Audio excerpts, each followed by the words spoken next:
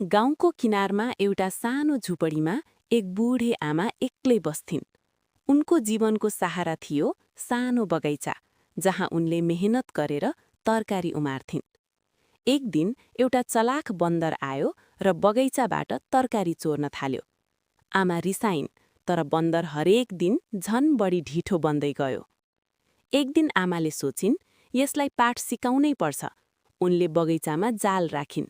भोलिपल्ट बन्दर फेरि आयो र जालमा पर्यो। अब ऊ डरले काम्न थाल्यो। उसले बुढी आमासँग माफी माग्दै भन्यो, मलाई छोडिदिनुहोस्, अब म कहिले चोरी गर्ने छैन। आमाले केही समय सोचिन्।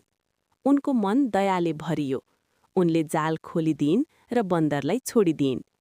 त्यस दिनपछि बन्दर कहिल्यै चोरी गर्न आएन, बरु ऊ दैनिक आमाको बगैँचामा सहयोग गर्न थाल्यो। बिस्तारै उनीहरू बीच गहिरो मित्रता बस्यो। अन्त्यमा बुढी आमाले बुझिन्, माया र दयाले जस्तो सुकै हृदय पनि परिवर्तन गर्न सक्छ।